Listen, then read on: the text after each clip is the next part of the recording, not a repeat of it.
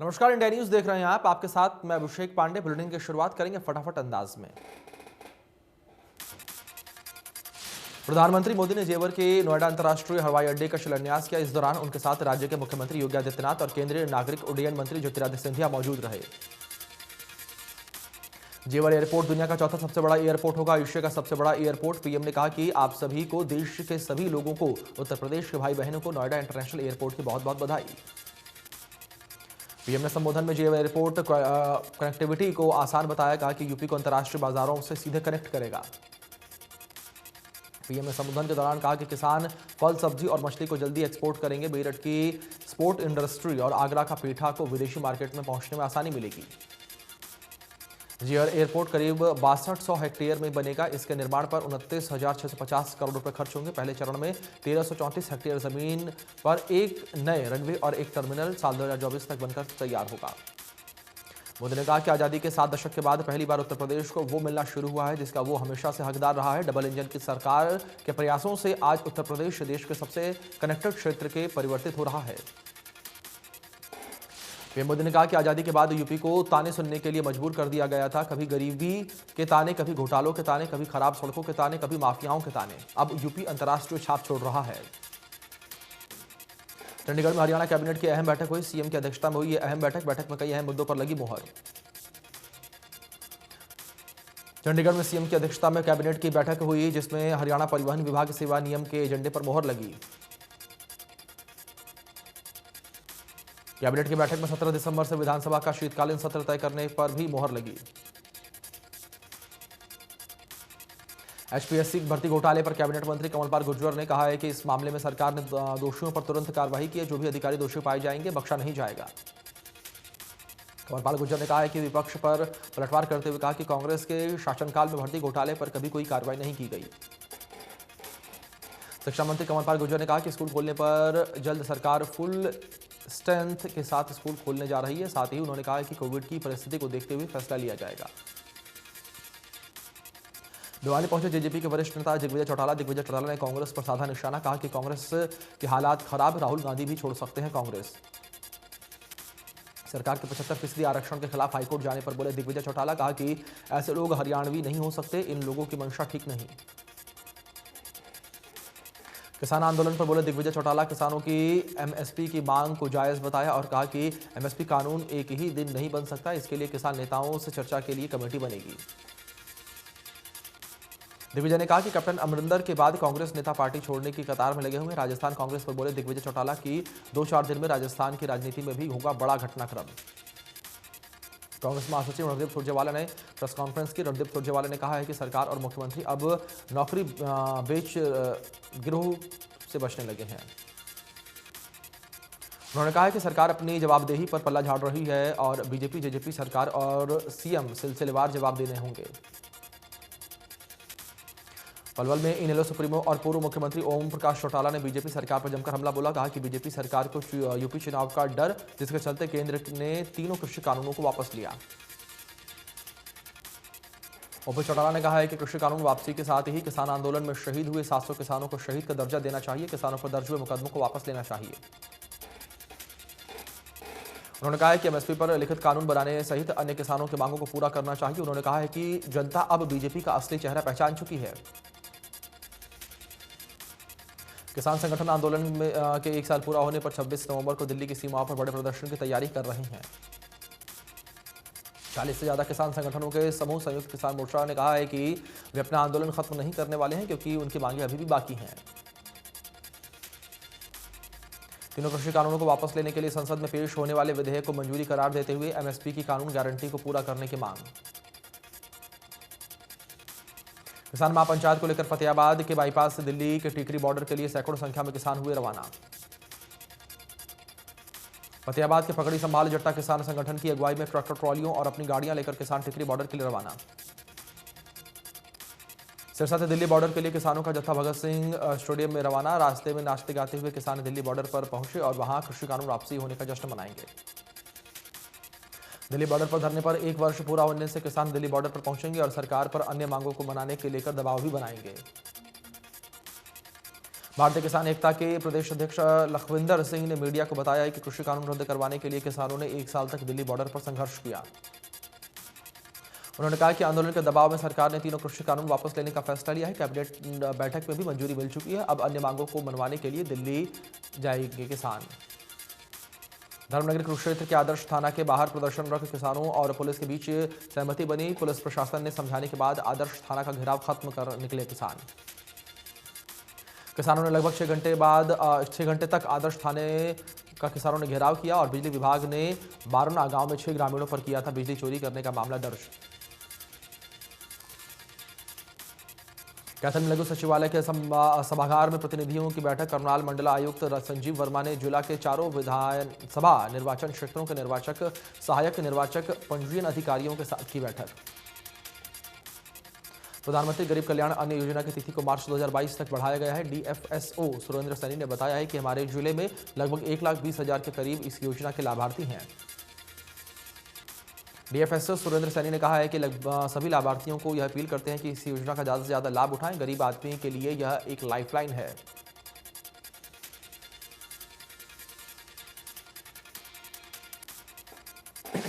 करनाल में property tax वसूलने के लिए नगर निगम का बड़ा एक्शन। डिफॉल्टर संपत्तियों को सील करने की कार्रवाई शुरू। शहर के हर्षा मॉल को किया सील। नगर निगम ने चालू वित्त वर्ष में 25 करोड़ रुपए प्रॉपर्टी टैक्स वसूलने के लक्ष्य रखा था, लेकिन अभी तक विभाग के पास केवल 5 करोड़ रुपए टैक्स जमा हुए।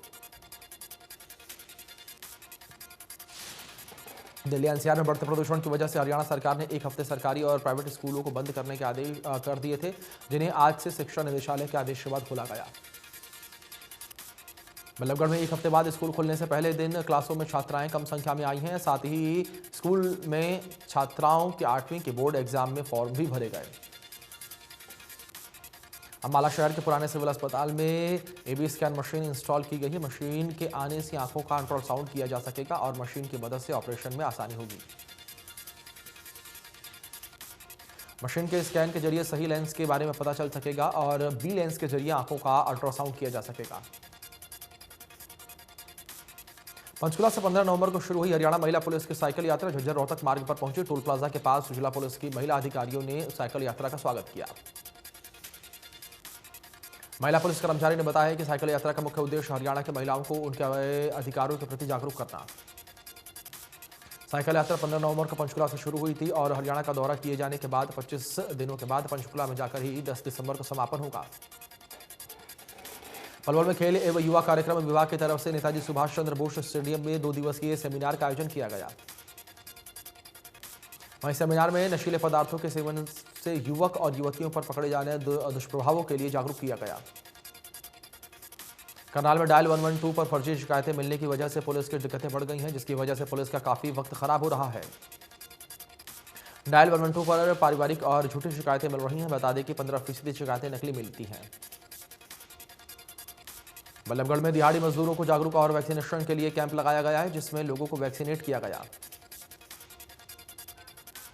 अम्बाला में शादी समारोह में शामिल होने के बाद 2 संदिग्ध मरीज पाए गए हैं, जिसके बाद स्वास्थ्य विभाग ने लोगों से चूक नहीं करने की अपील की। स्वास्थ्य विभाग इन दिनों हर घर दस्तक अभियान के तहत घर घर जाकर वैक्सीनेशन कर रहा है, जिसमें रोजाना 7,000 लोगों को टीका लगाया जा रहा है। स्वास्थ्य विभाग ने 6.5 लाख से ज्यादा लोगों को वैक्सीनेट भी कर दिया है। जिले में पहली 100% दे दी गई है वैक्सीन। देश में पिछले 24 घंटों में 9,119 नए मामले सामने आए हैं। एक्टिव केस की संख्या 1,09,000 के पार। 10,264 मरीज हुए रिकवर। 396 मरीजों की मौत। केरल में कोरोना के 4,972 नए मामले। पिछले 24 घंटे में 370 संक्रमितों की मौत। केस की संख्या एक्टिव 53,000 के पार। दिल्ली में कोरोना के 35 नए मामले आए सामने। एक्टिव केस 311 के पार। 20 मरीज रिकवर। हरियाणा में कोरोना के 23 नए मरीज। 9 मरीजों की रिकवरी। एक्टिव केस 154 के पार। देश में कोरोना वैक्सीन की अब तक 115 करोड़ 80 लाख से ज्यादा डोज लगाई गई। 76 करोड़ 22 लाख से ज्यादा पहली डोज और 39 करोड़ 58 लाख से ज्यादा दूसरी कोरोना वैक्सीन की डोज लगाई गई। स्वच्छता सर्वेक्षण के रिजल्ट ने करनाल नगर निगम की सफाई व्यवस्थाओं की पोल खोलकर रख दी है। सर्वेक्षण में नगर निगम 17वें नंबर से लुढ़ककर 86वें नंबर पर आ गया है। नगर निगम कचरा कलेक्शन, कूड़ा प्रबंधन, प्रोसेसिंग और सेग्रीगेशन, सार्वजनिक जगहों पर साफ सफाई और प्लास्टिक वेस्ट के प्रबंधन में फिसड्डी रहा। फरीदाबाद में विश्व विरासत सप्ताह का आयोजन किया गया, जो कि 19 से 25 नवंबर 2021 के दौरान अपने सभी उपमंडल में आयोजित किया जा रहा है। प्रतियोगिता में सूरजपुर उपमंडल के अंतर्गत आने वाले परिसर में स्थानीय विद्यालयों से आए कुछ छात्र छात्राओं के बीच प्रश्नोत्तरी प्रतियोगिता का आयोजन किया गया।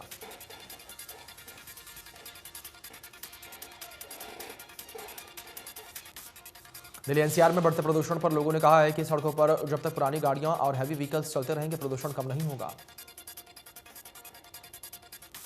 फरीदाबाद में मुश्ताक मर्डर केस में डीएलएफ क्राइम ब्रांच ने बड़ी कामयाबी हासिल की है, जिसमें पुलिस ने हत्या के मुख्य आरोपी को गिरफ्तार कर लिया।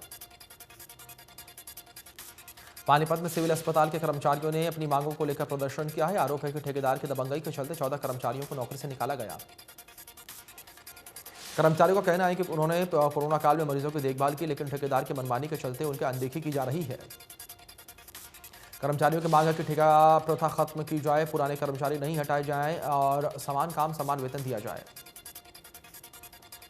यमुनानगर के सिटी सेंटर में कबाड़ के गोदाम में आग लगने से 4 लोगों की मौत हो गई है, जिसमें 3 बच्चे भी शामिल हैं। वहीं सूचना मिलते ही दमकल कर्मचारियों की 6 गाड़ियां मौके पर पहुंची और आग पर काबू पाया।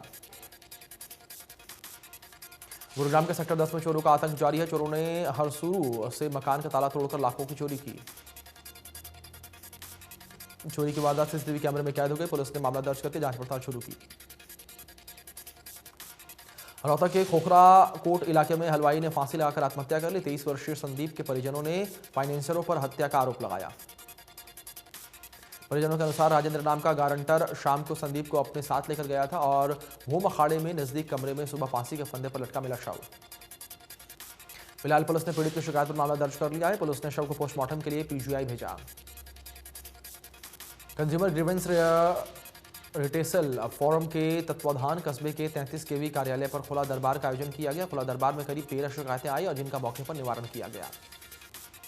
अधिकारियों ने बताया है कि विद्युत उपभोक्ता को सहूलियत के लिए कंज्यूमर ग्रीवेंस रिटेल्स फोरम के समक्ष शिकायतें सुनी जाएंगी और मौके पर इनकी निपटारा किया जाएगा।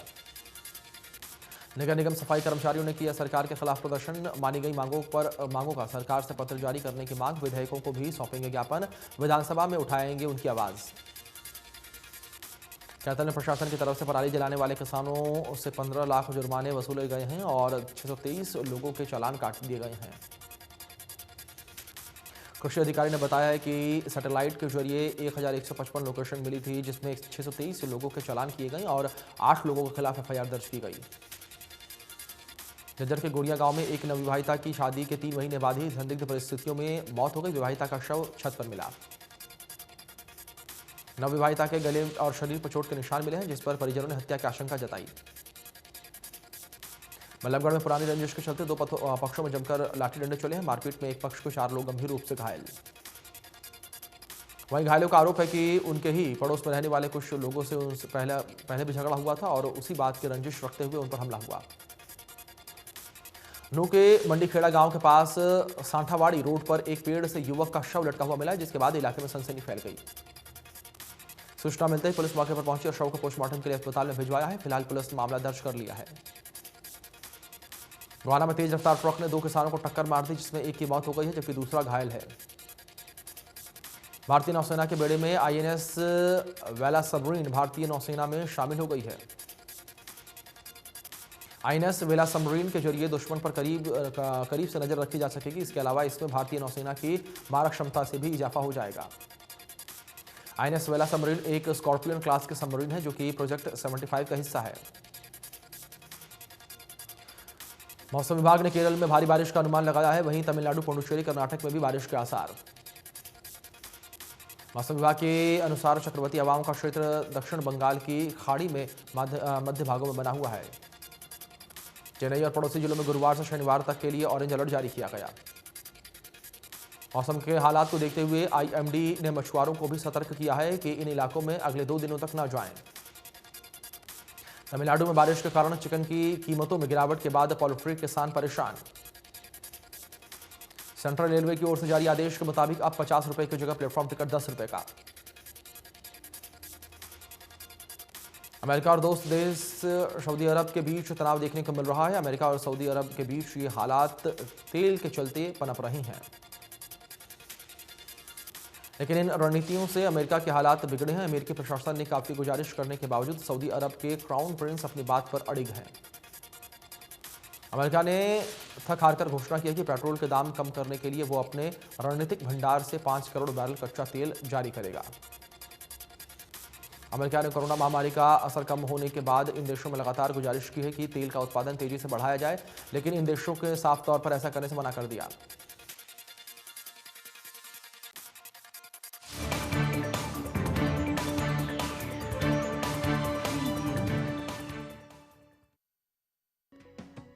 प्रेजेंटेड बाय 90 वर्षों से महिलाओं की नंबर 1 आयुर्वेदिक औषधि वेटॉनिक हेमपुष्पा। चुनाव से पहले यूपी को बड़ी सौगात, जेवर में बनेगा एशिया का सबसे बड़ा एयरपोर्ट। प्रधानमंत्री ने किया शिलान्यास। 2024 तक पूरा होगा पहले चरण का काम।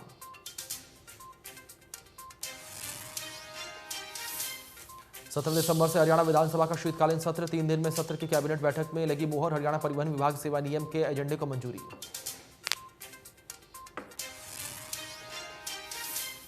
नौकरी में 75% आरक्षण के फैसले को कोर्ट में चुनौती। गुड़गांव इंडस्ट्रियल एसोसिएशन ने दायर की याचिका। उद्योगपति बोले कि कानून थोपकर परेशानी बढ़ा रही सरकार। आंदोलन का 1 साल पूरा होने पर किसानों का फिर दिल्ली कूच। हरियाणा और पंजाब से लगातार पहुंच रहे किसान। करनाल में प्रॉपर्टी टैक्स में बकायेदारों के खिलाफ निगम की बड़ी कार्रवाई। शहर के हर्षा K3 सी मॉल को किया सील। सुपर मॉल की 6 दुकानों पर ताला। फरीदाबाद में फिर बढ़ा कोरोना का ग्राफ। 24 घंटे में मिले 5 केस। बुधवार को भी सामने आए थे 6 मामले। स्वास्थ्य महकमे ने की नियमों का पालन करने की अपील।